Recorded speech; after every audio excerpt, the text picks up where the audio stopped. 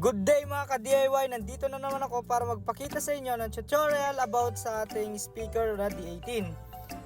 Welcome sa ating tutorial. Today, I will show you how to rewind the coil or replace the cone and fix the spider of this 18 inches TNT speaker.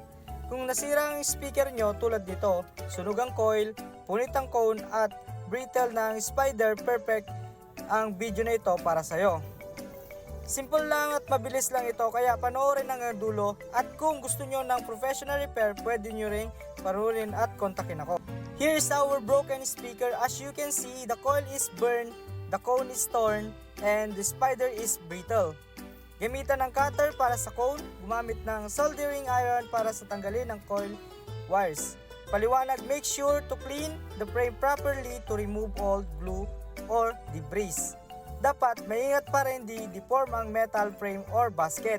At syempre sa paglinis ng frame ay ginamitan ko ito ng grinder, yung pang steel grinder.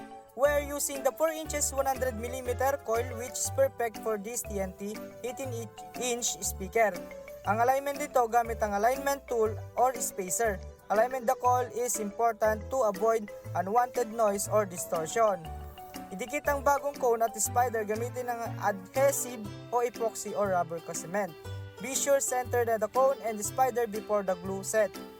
Always double check the alignment while the glue is drying to avoid issues.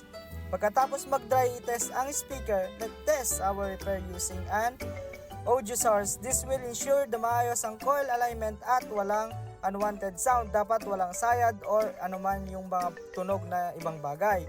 Paliwanag kapag may problema. If you hear scraping noise, it means the coil is properly centered. Salamat sa panonood. Kung gusto nyong maging ganitong repair pero ayaw nyong gawin mismo, you can message me for professional help you. Don't forget to like and subscribe, share para sa more DIY tips. At syempre, kung marami pa kayong gustong malaman, ay huwag kayong mayang magtanong at mag-message sa akin guys. Maraming salamat!